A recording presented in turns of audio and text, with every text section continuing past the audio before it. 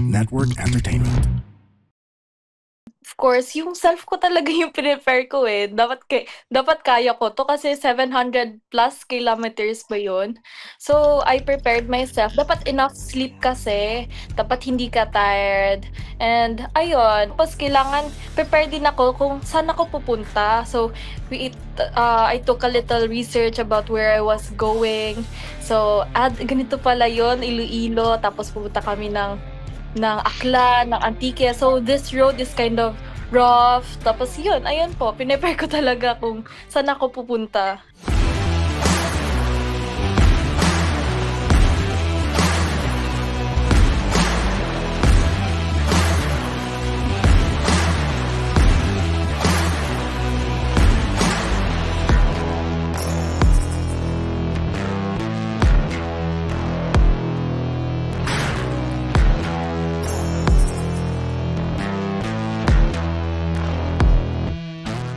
Welcome to a jam-packed episode of Tunay na Rider. Parang pandemic era back yung ganitong setup ah. Oo, pandemic na ulit ngayon. Si Bak nandyan sa desierto, naka-quarantine. Kasi there's an outbreak of influenza dito sa Luzon. Ngayon, grabe, puro parang four horsemen of the apocalypse. In Cebu, yung mga tropa natin sa Cebu, you were saying Trunks? You were saying Big Sugar?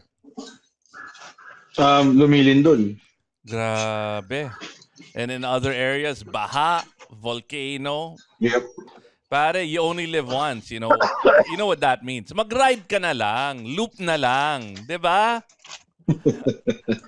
And tapos sa ibang lugar, dami nagnanakaw.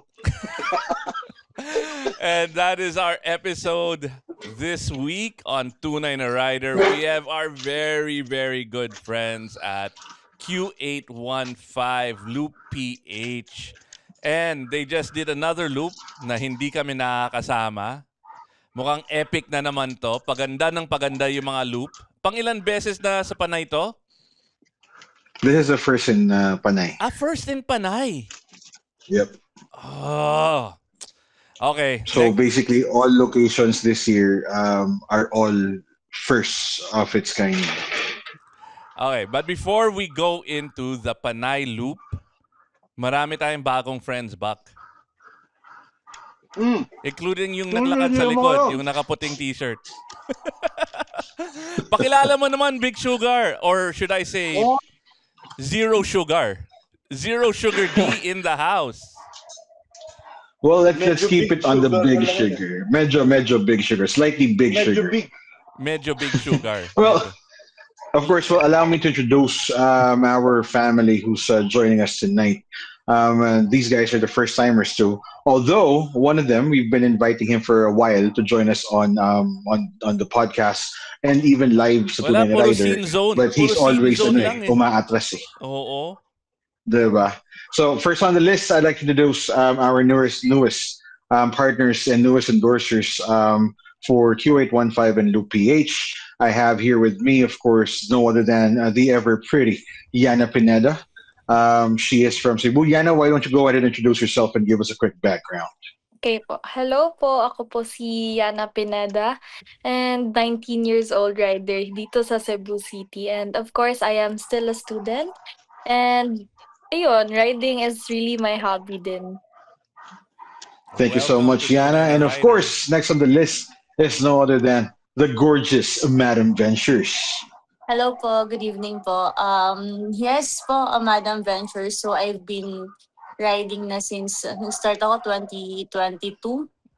And nahilig sa paggagala hanggang sa, yun, nagtuloy-tuloy na po hanggang ngayon. Gala pa rin. Gala. Nice one. And of course, ito, a man that needs no introduction, a very well-respected gentleman in the motoring community. Of course, my big boss, Mr. Trunks Adarna. Pillar ng motorcycle Hello, good evening, guys. I'm Trunks Adarna, owner of Q815 and founder of Loop PH. All right, welcome to the show. Yana, Madam Ventures, Trunks, and syempre, always welcome si Medium Sugar D. Okay, so you guys did the first panay. First pala yun. I thought this was the Yep. second one na. No. First panay loop. Okay, I guess by the numbers, how many days? Is it the usual format? Na 3 Yeah, days? usual format. 3 days pa rin siya.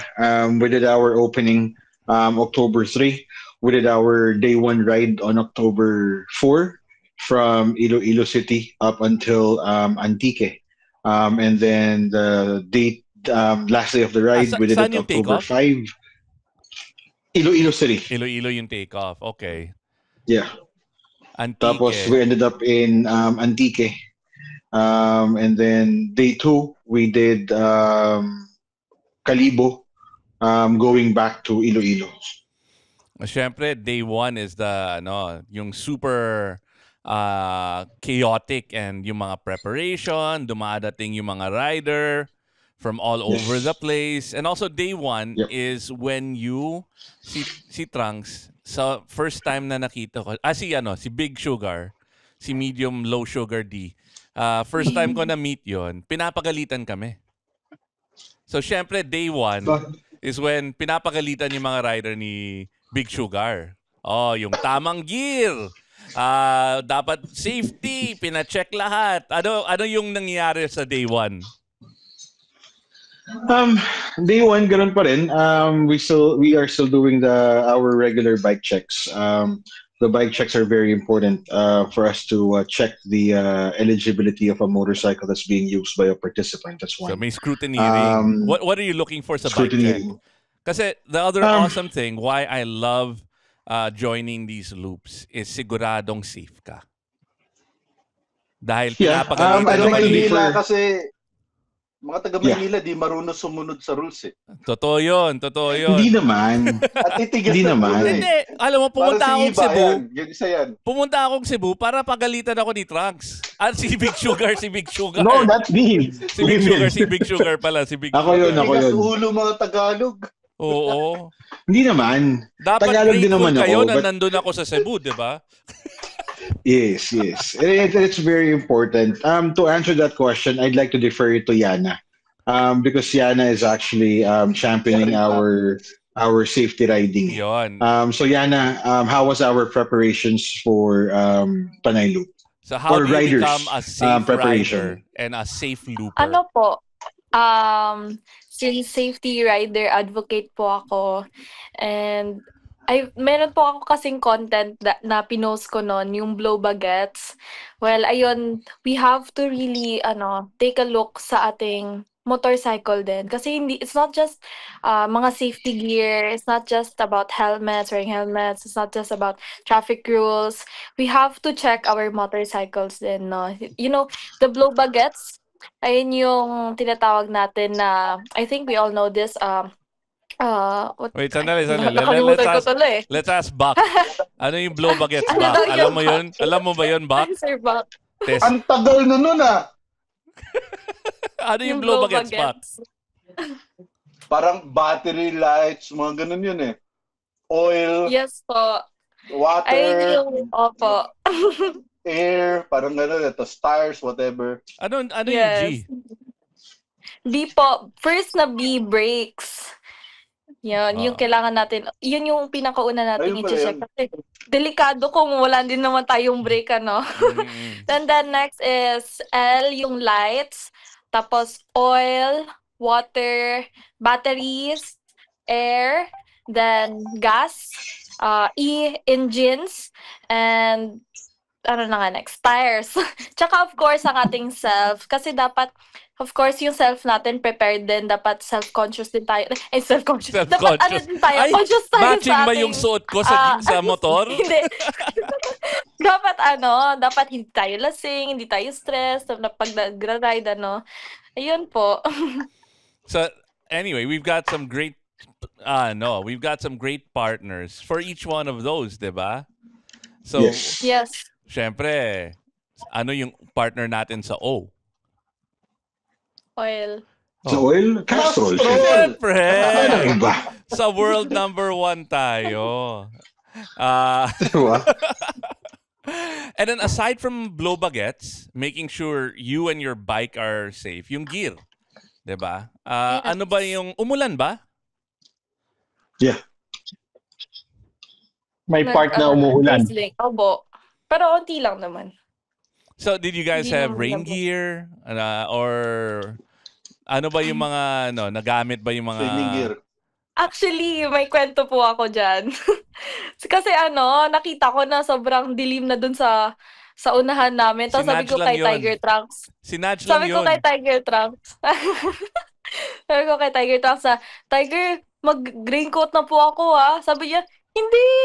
Rider ka, di ba? Wala ng raincoat. Tapos ayun, totoo nga, hindi naman talaga umulan doon sa Iloilo. Kasama ba si Nudge? Hindi kasama si Nudge, no? Wala po. No. Di nyo lang nakita, nandun yun. Ang sabi niya na iba, madilim, hindi maitim. Okay, so Talaga to. bike, the right gear. What else do you guys need to do to prepare? Well, lalo na yung mga first loopers. For the first loopers, what did you prepare?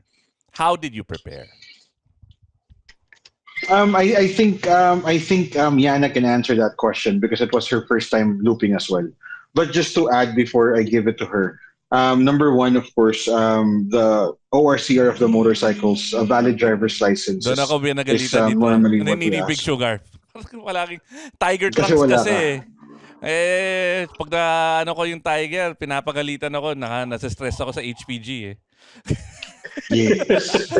It's very normal. Pero siguro I think Yana can share more stories about how she prepared for the first, since it was her first time joining Loop PH Panay Loop. Yana, go ahead. Yes po. So, nung first time ko, of course, yung self ko talaga yung prepare ko Dapat kaya ko to kasi 700 plus kilometers ba yun? So, I prepared myself. Dapat enough sleep kasi. Dapat hindi ka tired. And, ayun.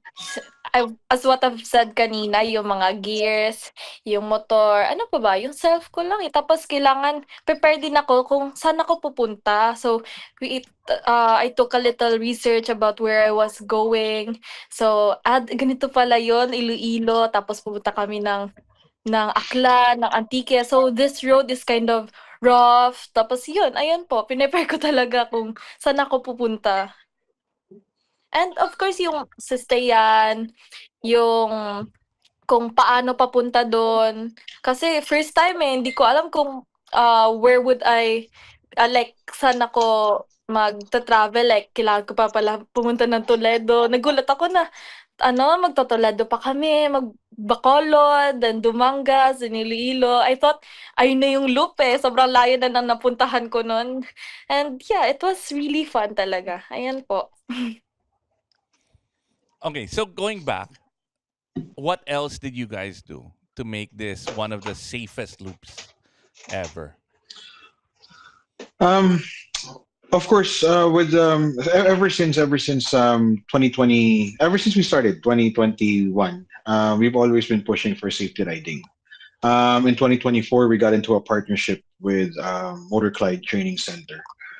In that way, they can provide pre-ride basic safety riding seminar, both a seminar and actual training on the ground for all our participants. For Panay Loop, we've had about 1,800 participants who rode Panay with us, and call this because of the space that we have for the event itself. We were only able to accommodate about 50 participants for the live training. But for the seminar itself, all 1,800 participants are always required to participate for them to claim the kit. Safety will always be our top priority. Sabi ko nga na I don't care if I'm gonna be bashed for anything that I post, especially if I do an immediate reroute on the route itself. It's not to confuse the riders, but to provide more safety, especially on hazardous roads that some riders are experiencing. That's how we value safety because like what I've said, using motorcycle is already what dangerous enough. Riding with a huge amount of group, it's even harder. It's even scarier. So we instill fear by teaching them proper riding. We try to navigate them natakot away. talaga ako kay Big Sugar, pare. It's Nakikinig talaga it's ako not nun. something. Oo. That's it. It's not something that I wanted to do, but it's something that I have to do in order to get my message across to each and every individual who will be participating a ride with that much amount of riders. Iba talaga pag 1,800, no? Yes. 1,800. That's crazy. And Total nun with the joiners umabot ng mga sabi ng Regional Disaster Risk Reduction Management Office, on their count there were about 2,180 something motorcycles on the road, riding the same route that the event rode for 2 days. so, going again by the numbers, 1,800 riders, 700 kilometers. Tiger Trunks, do you have an idea na of how much value you brought to the Panay area? Oo naman. Siyempre yung Alam negosyante, mo, ito yung importante, di ba? Masaya mag-ride, masaya na safe, masaya yung mga scenery. Pero ano yung value na dinala mo doon sa Panay? ano bang value? David, paano mo may explain yan? But para sa akin nakakatulong tayo sa local tourism eh. Ang laki ng impact ng area na hindi masyado nakikita ng mga ibang tao at promote yung mga mga lugar na hindi pa na-expose tapos nakakatulong pa tayo. So ito I talaga think yung it's second I think it's advocacy, best no? to sorry. Ito yung second advocacy.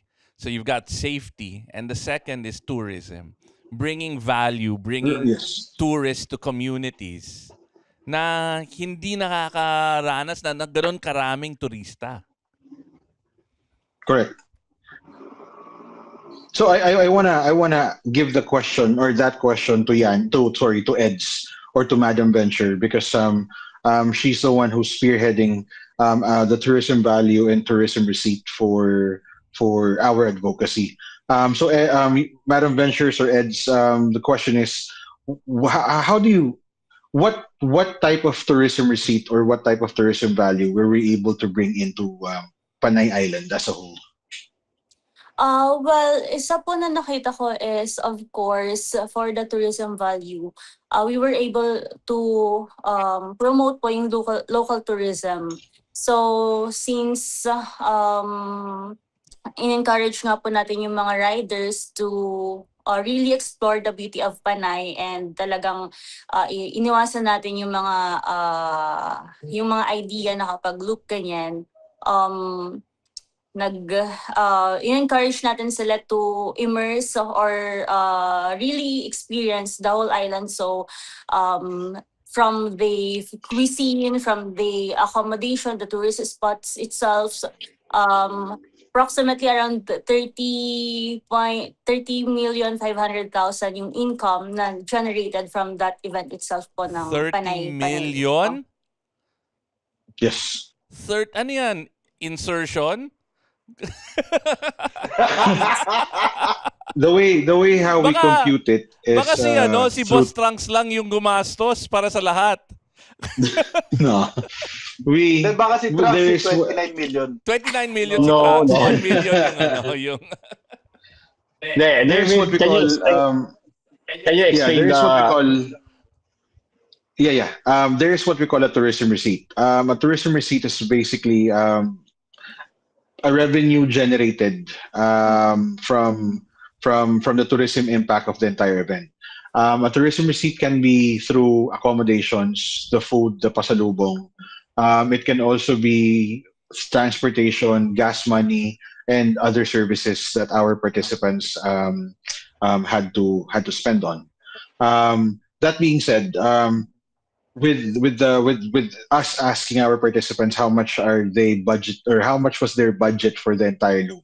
Ang pinaka minimum na nag-budget is around 25,000 pesos since 90% of our participants are not from Panay. 90% of our easy 95% of our participants are coming from Visayas, Mindanao, and also Luzon. So that being said, if you will compute at least 1,500 riders who spend 25,000 per head on their budget, that will give you roughly about 30,500,000 expenditures of our participants towards the entire island of Panay for 3 days. Wow. So I mean at 1,800, yung bikers are spending maybe 5,000 a day. Kasama na yung hotel, kasama yung pagkain, which makes sense. Logical yun eh. Paano yung kasama ba yung yung like I think si Gino flew in, 'di ba? Yes. So we're counting that also. Si Gino probably mga Everything. 30,000-40,000 yung gastos ni Gino. Okay, so that adds up. Yes. And then I guess yung ginastos lang ni Trunks mga 5 million. Siguro. 25 million. Ganun kabigat yung tourism receipt natin eh. And that's one of the reason why through the efforts through our partnership with Philippine Motorcycle Tourism, Tourism Promotions Board, Regional Department of Tourism, and even National Department of Tourism, and of course the Office of the Honorable Senator J.B. Ejercito, we are able to contribute millions of pesos through motorcycle tourism. In totoo naman eh, I guess you both gentlemen would agree with me, Iba and Buck. Motorcycling motorcycling is fun. But if you are organizing an event that will create that much of an impact, there's always a risk involved into it. Tinutuloy namin tong passion namin na Boss Francis, Boss Francis because of the fact that in our own little way, we're able to give back to the community. Out of curiosity, is that average for every loop? It's about 5,000, 6,000 pesos per rider per day, or yeah, that's about the average. So how much have you generated in local tourism? Do you think sa lahat ng loops na ginawa nyo? 13 loops since 2021. Until after Panay Loop, we were able to generate or to give back about 217 million pesos to local tourism already. Wow. That is incredible. That is incredible. You guys are awesome, man. Trunks, Big Sugar. I mean, almost $250 million. Yes. Dapat di mapanood ng mga taga BIR, baka biglang nag-aksan tayo. Mga pag rider we pay our taxes. There's 15%. 15%. Breathe in and out. You deserve peace, and sometimes peace starts with a clean home. With CleanWorks, you don't just get a spotless space, you get mental clarity, professional cleaners, systematic service, hygienic, safe, and stress-free. Let CleanWorks handle the mess so you can focus on what truly matters: rest, family, or just your time. Clean space, calm mind. Book now at CleanWorks PH on Instagram or Facebook, or call 0966 200 6910 to schedule your cleaning. Because self-care starts at home. Everything we purchase, there's a value-added tax, kasi apart from that, meron sa loop kasi natin, meron tayong mga tasks for our participants eh. What are these tasks? For example, in the area of Antique, meron silang product na pine-present. they have their own local version of a peanut brittle, for example. So what we do is that we ask all participants, or we include that as part of their task to claim their finisher kit. So meaning if we have 1,800 participants, all that 1,800 participants would have to search for that local pro product for them to buy that product and present it as part of their tasking. And yung maganda dito, hindi walang accredited ah. So Wala. like noon kasama ko sila Tiger Trunks, kumain kami ng lomi sa Batangas in this small karinderya. So hindi siya yung Yes. baka, nakakalat siya sa lahat ng mga negosyante. 'Di ba? At saka ano pa yung kinain natin, Tiger Trunks sa Batangas? Ang dami nun, hindi ko na maalala. Basta sobrang puno yung maliit na tindahan eh. Yun ang naalala ko eh. May So- nagalit pa yata kasama ting rider, hindi siya nakakain. So yun ang maganda Naalala mo yun? dito. Oo, yung maganda dito, yung mga maliit na negosyante yung nakikinabang. So in Panay, Yes. ano yung list of tasks?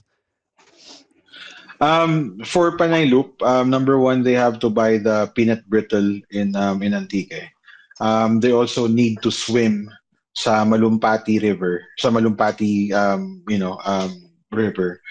So all participants had to swim sa Malumpati River. They also had to buy piña from Pasig City since that's their main produce. They also have to show us a receipt na kumain sila ng batchoy sa La Paz. Kailangan sila magpakita na kumain sila na bumili sila ng siopaw sa ganitong lugar. There's just too many. I believe si Eds at saka si Yana, sila rin mismo ginawa yung mga task na yun eh, for them to really immerse to the riding community sa community mismo ng region. So yun, So, Eds, Yana, ano yung pinakamasarap na kinain nyo? Yung yung bayi-bayi. Kasi yun, parang compliment treats. Ay, yun?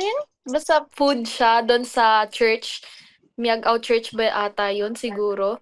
Tapos, Butsi. sobrang sarap. Kasi, favorite ko talaga yun. Tapos, it's been, siguro, mga 10 years na ako hindi nakakakain nun eh. Ayun po, kaya dati ko pa talaga hinanap. Kaya nung nakabalik ako doon, sobrang sarap talaga ng bayi-bayi. Bayi-bayi. Okay, lagay ko na sa checklist ko Yes yun. po. Bayi-bayi. Ikaw, Eds, ano raw favorite mong kinain sa Panay? Actually po, paano ko sabihin yun? Napilitan lang talaga ako na kumain kasi sobrang naiinggit ako sa kanila.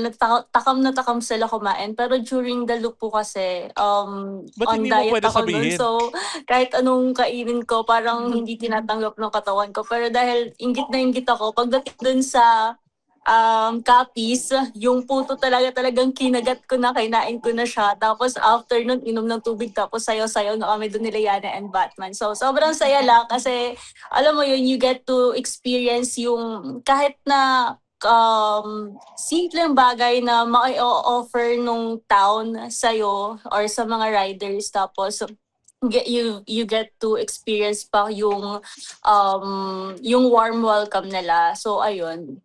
For that loop, yun yung isa sa mga pinaka-memorable kasi after ko kumain nun, sumayaw talaga kami ni Liana. Alam mo, Actually, iba. Hindi ko Nung na kasi, tatanungin, Big Sugar, I won't ask you and Trunks. Dati masayang kasama yan kumain eh. Ngayon, hindi na sila kumakain Hindi na ng kumakain. carbs. Diba? Ayaw nila ng puro diet. Nakakainis. Hindi na masayang kasama yan. Sasama na lang ako kay Ed at Yana. Mukhang mas okay. Pero actually, ang kasi, isa yan sa mga ginagawa natin na for the purpose of immersion. No? We talk to LGUs, and thankfully, the LGUs prepare something, or the provinces they prepare something for the participants. So, for example, katulad ng sinasabi ni Eds na puto. Yung puto, hindi lang para sa kanila yun. Yung puto, libre yun para sa lahat ng participants. Yung sinasabi ni Yana na bayi-bayi, that's not just a free taste, but it's actually a buffet for all participants. Na pagdating nila doon, may nakahandang merienda, may nakahandang tubig. That's how welcoming these provinces are when it comes to events like this. I think kasi pagka look nasa ground ako nagbabantay eh. Pero I think Trunks Adarno would agree to what I'm saying. Tama ba, boss? Kumain Tama, ka tama, ba? tama. Kumain ka ba, Trunks? Aminin mo, yung totoo. Oo. Oh. Kumain ako. Mga free taste kinakain ko. Next Sobrang time, dami.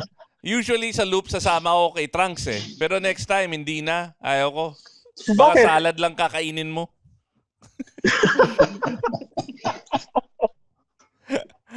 Pero, Hindi ka pa nakaget over dun sa meeting natin na salad ang ang pinakain. lungkot ko nun. Okay, no, but seriously, Trunks, what was the best thing you ate? Yung yata, buchi-buchi na sa church? Yung ube. Tama ba? Yung Cheese. ube or cheese ba yun? Cheese yung loob po. Uy. Oo. Yun, masarap ka. Masarap iba, sarap. Yan, na, Dami lang kakain ko. pakainin mo yan, ha? Ayaw ko na sobrang payat. Siguraduhin mo na kumain yan, ha? Okay. So, 3 days, we're talking about the food. Ano yung pinaka-epic na experience naman during this loop? Boss Trunks.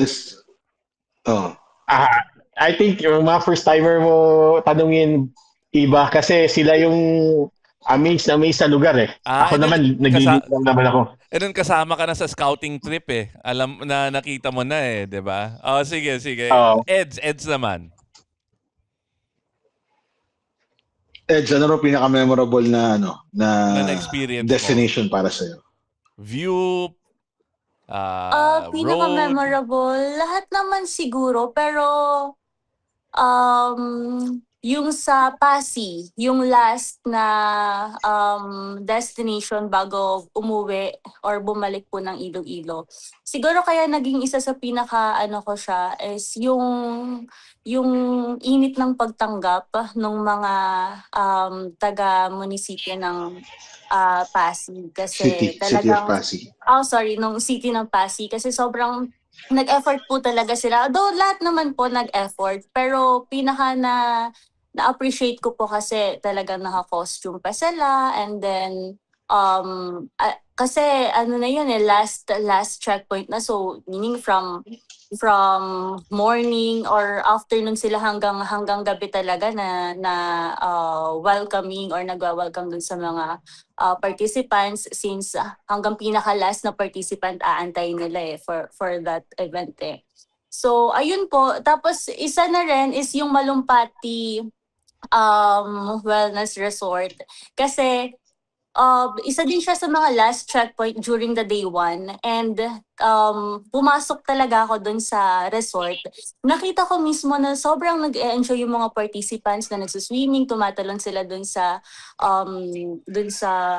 cliff dive and na mga nakapanay lupa. So masaya sa pakiramdam na makita na talaga nag-enjoy yung mga participants dun sa event na may cliff diving ginawa ng team. So yun yung isa, yung dalawa, yung mga last checkpoints po, yun yung pinaka tumatak sa akin, kasi nakita ko kung gaano katanggap and gaano kamahal ng mga participants yung ginagawa talaga nilang pag-explore sa lahat naman ng events or lugar na pinupuntahan or nililibot ng Loop PH. Alright. Cliff diving, ha? Wow. Meron, Ibs. Meron. You can see it on Facebook. Ang dami nagpo-post ng mga cliff diving experience nila.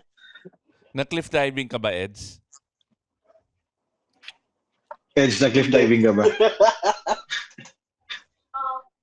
Gustong-gusto ko po mag-cliff diving. Kaso, iba pa kasi yung pupuntahan namin na accommodation noon. Malayo pa sa...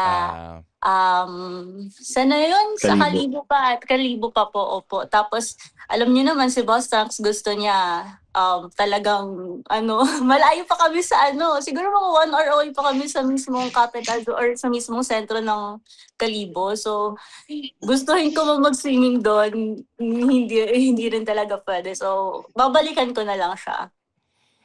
Ikaw naman, Yana, ano yung pinaka-memorable? Actually, lahat po kasi memorable eh. Lahat talaga memorable. Pero, yung tumatak din sa akin, yung sa resort, yung sinabi ni Ate Eds, na Malumpati ba yun? Malumpati Yeah. po ba yun?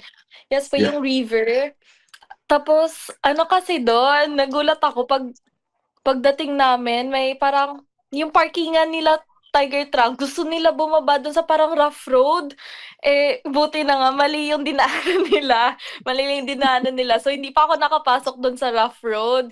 Tapos yun, nung after na nun, sila Ate Eds, ang saya nila nag-picture-picture pa doon sa river eh. Tapos kami naman nila Tiger Trunks and yung mga company namin, ano na lang kami, binili ni Tiger Trunks lahat ng banana Q. Ayun yung pinaka-memorable sa akin. Ayun yung pinaka-memorable sa akin kasi paborito ko yung banana Q. Tapos binili niya lahat, yung ano yung turon, yung banana Q, tapos mga tubig. Ayun po, nakapagpahinga talaga ako kasi ayun na yung last na stop din namin. Tapos gusto ko na din mag-swimming kasi yung biyahe sobrang init, tapos gusto mo na lang maligo na lang. Pero ayun nga po, yung sabi ni Ate Eds, malayo pa po yung accommodation namin na pupuntahan. Kaya ayun. Ikaw naman, Tiger Trunks. Ako, ano ba? Ano masasabi ko? I think mas maganda sila Eds at si yan ang magsalita kasi inikot na namin yan eh. So, para sa akin, mas maganda yung mag-explain yung mga baguhan, yung mga experience nila. Okay, mahirap magsalita si Trunks kasi baka may bias sa isang ibang area, 'di ba? Kaibigan niya yung mga lahat ng mga nandun. May magtatampo. Oh, so ikaw Big Sugar, kumusta yung chair mo? Komportable ba habang naghihintay ka sa Iloilo? Very comfortable. I'm pretty sure you saw the picture. Okay. Natuto na ako magdala ng sariling upuan. Yup. Mukhang comfy na comfy ka doon. Command chair. Yeah. Okay. Pero I just want to share, if there's, Panay is very rich when it comes to their heritage for the Spanish Spanish era. If there's one thing that I really wanted to go back to is I'm not a church goer, but there's just something about the Miagao Church. Just to share this, the first time that we went there, I was waiting sa parking lot while we were doing the shoot for the video, and then it's as if the church is actually calling you to go in. I mean, I'm Catholic. I just don't go to church. I do pray a lot, but this church is just something. This church has something in it that would really pull you to go in. Miagao Church is one for me that I would want to go back, and then probably the one in Green Farm, the one that I posted a picture of me wearing the Tunay na Rider jersey. It's like literally. Ang ganda ng shot na yun. That correct. was when you were para kang scouting binigyan pass. ng preview. Oo. That was Kung anong itsura ng langit. Beautiful Iba siya. area. Okay. So parang ayaw ko nun Nakakatakot yun Hindi lang. Actually, Huwag ka pumasok! before you go into kaya imagine back before you go inside, before you can see that view, you have to walk into a very, very dark tunnel that will take you about probably 50 steps. It's a very, very dark tunnel, and then all of a sudden at the end of the tunnel there's a light. So yung biruan namin, shall we follow the light? Iba yung Parang experience kumukuha mo. talaga ng liwanag. Huwag na sa panay, huwag dyan. Ito pala yung dahilan na nagda-diet na si Big Sugar. No, it was very nice. It was very nice. It was very the place is very quiet. And if you're someone who prays, it's a place where you can actually vent out everything that you're carrying, Parang ganun siya. So I had fun. Meron ding isa pang place sa Panay sa may Gimbal, harapan ng church nila or before their church. Merong cementerio doon. Sa cementerio may nakalagay, mauna na kami, sunod na lang kayo. Baka mumu na si Big nakita ko, Sugar. Ang kulit nun. Mauna na kami, sunod na lang kayo. Ang ganda ng sign. For a tagline for a cemetery. Come Ganda on. ng sign. Ganda. Sobrang witty. Okay. Speaking of, ano yung pinaka-challenging naman? Yana. Saan ka Ako po. nahihirapan? Oo. May scary moments ba? May stressful? Meron ba? Siyempre, Yung hindi pinuntahan adventure ni kung Sugar walang D, stress. di mo ba pinuntahan? Di mo ba nakita yung langit? Ay, hindi. Ano po? Siguro kasi fearless lang talaga ako eh. Siguro yung fear na lang na umulan. Kasi ayun talaga yung weakness ko pag umuulan kasi madali ako magkasakit. Ayun lang, pero luckily hindi naman umulan po, 'di ba? Konti lang, taligsik. Ay, tama ba yung taligsik? Ambon. Ambon? Oo. Tama ba yung taligsik? Ayun lang, wala talaga akong kinakatakutan o kaya naging challenge nung Panay Loop. It's just the na lang siguro, yung length, yung haba ng Panay, ang layo eh. Ayun lang. Okay, about Walang kinakatakutan, pero sa tubig. about you, Ed? Teds, baka may experience ka ba na naging challenging sa'yo for Panay Loop? Ay, naku, boss, kung alam mo lang. Okay, ano yan? Hindi, paano ko ba sabihin? Matagal naman na kasi akong nagra-ride talaga. Tapos mahilig talagang, alam mo yan, yung mahabang biyahe. Pero ang challenge po sa akin, ayoko sabihin pero may konting pressure kasi as the newest phase po ng Q815 and ng Loop PH, parang syempre first time ko pa na mag-spearhead ng ride and malaking event pa talaga. Yung riding lang po talaga yung naging challenge sa akin kasi kailangan ko pong sabayan yung pacing ni Boss Trunks. Pero super grateful din naman po ako kasi talagang hindi niya ako pinabayaan, talagang assist, pinapatabi niya talaga yung mga sasakyan na ano tawag sa ganun, yung basta ginaganon niya. Ginaguide niya. Basta.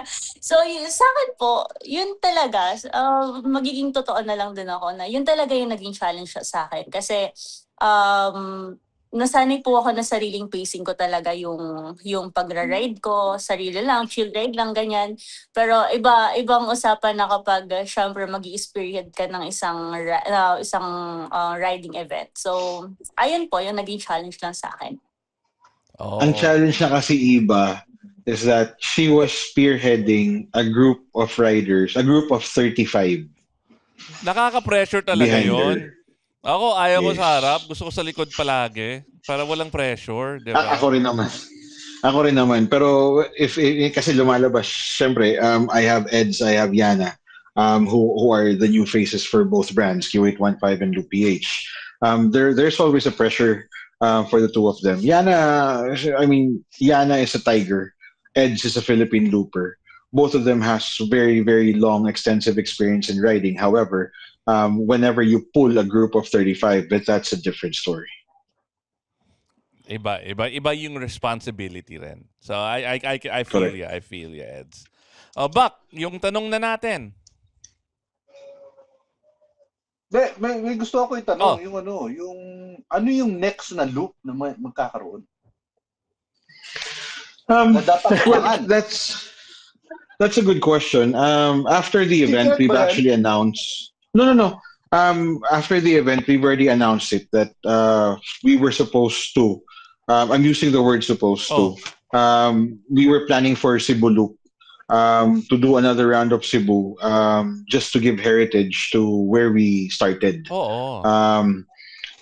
However, I still have to check if Cebu is already ready, knowing the fact that we are being, until now we're still shaking. The land, the area of Cebu hasn't stopped shaking yet. the other night. I think that was yesterday morning, 1:30 a.m. We were shook by a magnitude 5.8, and it was considered as an aftershock. Wow. Diba? So, kailangan ko pang ikutin ulit ang Cebu. I might be riding Cebu this coming weekend. Ikutin ko lang ang south tsaka ang north para makita ko lang if the place is ready. And of course, I have to get the buy-in of the LGUs, regional Department of Tourism, even the governor's office and all that, just to make sure that when we do this, of course, it's gonna be a different challenge. There's gonna be a different task. Kasi iniisip ko ngayon, ang mga tasking is magdala ng 12 bottles of water per rider para ibagsak sa ganitong location and so on. I still have to think about it. Hindi pa ako nakapagpahinga after Panay Loop.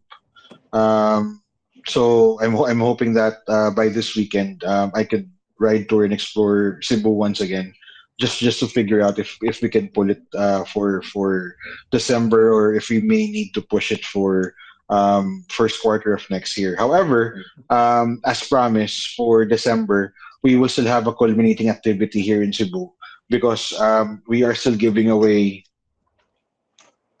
I think 2 big bikes for December. Meron kasi kaming one of the promotions that we're doing is that all participants who's able to complete all the loops for 2025 will get a chance to win a brand new big bike by December. The big bike is already here in Cebu. It's just a matter of who's going to be bringing it home by December. Anong bike? Secret. Baduy mo naman. Just figure it out. It's a 650cc adventure bike. 650cc. Secret 650 ADB.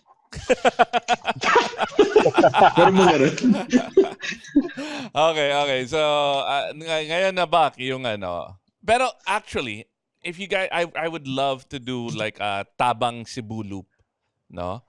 That's what I have in mind. That would be great, and count us in. I've never looped Cebu. Always from like Toledo hanggang Cebu City. Yun lang yung ano nakikita ko . But I've never explored Cebu outside of that. That would be awesome. Sign Buck and me up for that. We would love to have you both. We would love to have the entirety on Cebu Loop. Oh, Buck. Oh, pisa ako kay Eds para clockwise. Panghuli si Tiger. No. Para sa iyo, Eds, ano ang ibig sabihin ng tunay na rider?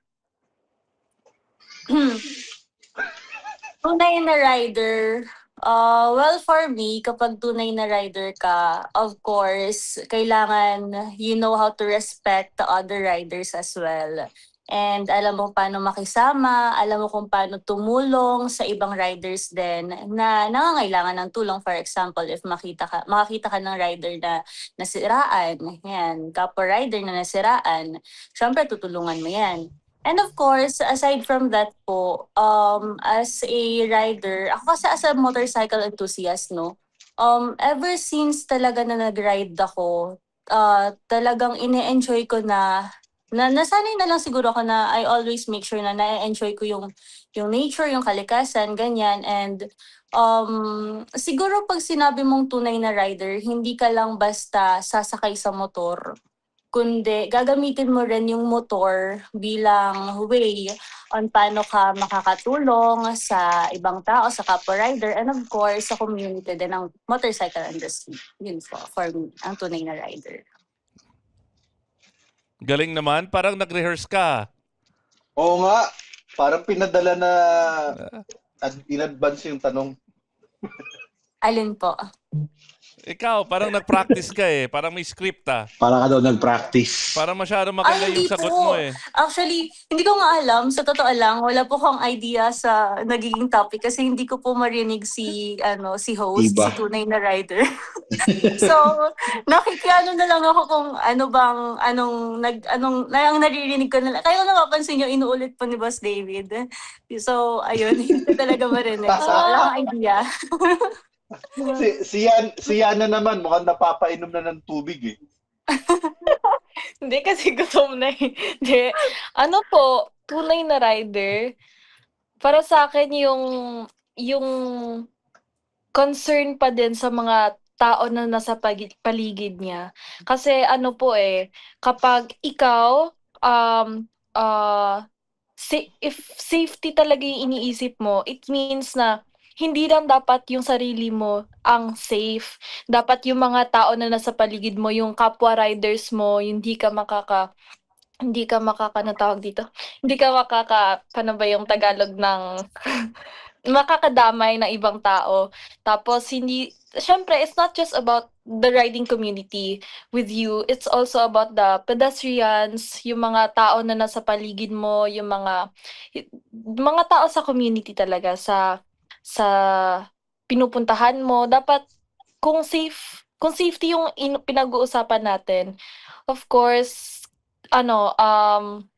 it's not just about you. It's also about the other people surrounding you. Ayan po.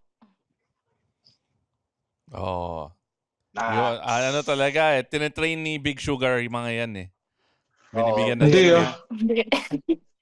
May workshop. Tinatanungan nila ako ano mong ginagawa sa ganito. Sabi ko, hindi, sagutin nyo na yung mga tanong. Ginayon, okay na yan. Wala akong idea. Speaking of isang tunay na rider. Okay. Ito yung inaabangan kong sagot, 'di ba? Si Tiger Trunks. Anong definition ng tunay na rider? Ang aking para sa akin ang tunay na rider, wala sa laki o malaki or maliit na motor. Wala sa laki, No, wala sa taba o Maliit, payat. malaki o maliit na motor. Kasi para sa akin, iba. Yung mga jacket ni Trunks, medium na siya o large. Large na yata yung mga jacket mo Nakakainis. Kasi akin lang sa iba is I'm more an adventure rider. Gusto ko ni-explore ko yung napupuntahan lugar o na-expose ko ang ganda ng lugar. Tapos na-share ko yung napupuntahan ko at nalalaman ng ibang rider na feel nila anong masarap na pagkain, anong magandang lugar. At is, alam mo, mas masarap na natutulungan mo yung ibang tao na napopromote mo yung mga lugar nila. Yan ang para sa akin yan na tunay na rider. And then, Nakatulong na iba. What you're doing, it's like the perfect mix, man. It's the perfect mix of riding, fun, adventure, safety, and bringing value to communities. Talaga, that's why I love what you guys are doing, and that's why Tunay na Rider will always support yung Loop PH and Q815. You guys are really, really helping the country. Now, let's pay for some bills. Okay, Big Sugar, who do you want to thank? Yes, sir. As we wrap course. up, who do you want to thank for making this happen? Of course, first and foremost, I'd like to thank all our partners, everyone who believes us. Number one would be the participants. Without the participants, there's no new PH. Secondly, I'd like to thank, of course, my team, Transadarna, Yana, Eds, and the entire team of Q815 and Loop PH, who's always been there ever since we started doing all these events. To all our sponsors, number one, Castrol, sa world number one tayo. Castrol, maraming salamat. And as always, si Castrol, hindi lang namigay ng oil, pero automatic free change oil na naman sa lahat ng 1,800 participants. Ganon katibay si Castrol. Every time we run an event. Safety. Grabe. The fact that adds to safety. The fact na may check up yung motor, 'di ba? And change oil pa. They can get the change oil pre-event or after the ride. It's really up to the riders.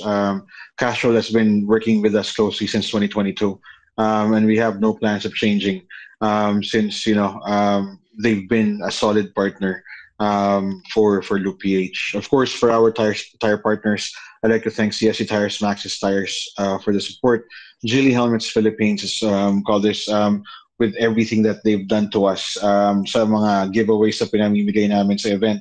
Lagi na lang nandyan si Geely Helmets. Of course, Future Ice, Sphinx Gloves, and then Boomerang Sit. They've always been there supporting our cause and what we do. And of course, Q815 for the provider of our clothing for the entire event. Wheeltech and CF Moto, for our raffle bikes. Call this, of course, Cardo, our biggest sponsor, one of our biggest sponsor right now, Cardo. Cardo has invested into our safety in terms of providing the entire team with new Cardo equipments. Of course, K Fastcat for giving all participants discount on the Roro. Shark helmets, of course, for our helmets. Call this WWR Ride Manila. Six Gear, Moro Supply, Top Fit Adventures, Lobo Bags. These are the guys who's been there for us and who's always been there ready to work with us. We're hoping to get more partners for next year. And I hope by the next event, Tunay na Rider will be physically there to air it live so that it'll be more fun. And it's something new for both of us. Samahan natin si Big Sugar doon sa tatlo na yung upuan doon, Big Sugar, katabi mo. Alam mo na yung raffle bike. Ha? Alam mo na yung raffle bike. Alam mo na, binanggit na niya yung brands eh. All right, and then you know what? Hindi pa. Hindi ko pa sinasabi yung brand. Hindi pa, iba pa yun. Iba pa yung ibibigay ng motor. You can tell a lot about someone by the people they hang out with, no? And mukhang pare-pareho yung mga tropa natin na partners back sa Q815, di ba? So, again, more power to you guys. Ride hard, ride safe. Thank you, Yana, Eds, and especially Boss Trunks. Medium Sugar D, always a pleasure. And we'll catch you guys on the next loop. Yeah. Thank you din po. See you, Iba. I hope makasali ka na. Kita-kits. Bye, guys. All right, Bye-bye. Ivan, take us out. Maraming salamat. Breathe in and out. You deserve peace, and sometimes peace starts with a clean home. With CleanWorks, you don't just get a spotless space, you get mental clarity. Professional cleaners, systematic service, hygienic, safe, and stress-free. Let CleanWorks handle the mess so you can focus on what truly matters. Rest, family, or just your time. Clean space, calm mind. Book now at CleanWorks PH on Instagram or Facebook, or call 0966 200 6910 to schedule your cleaning. Because self-care starts at home. The opinions of podcast creators, hosts, and guests are not necessarily reflective of the official stance of the Pod Network Entertainment, its hosts, or other network programs. The content created by the people behind the podcast is personal and not meant to harm any religion, ethnicity, group, organization, company, or individual.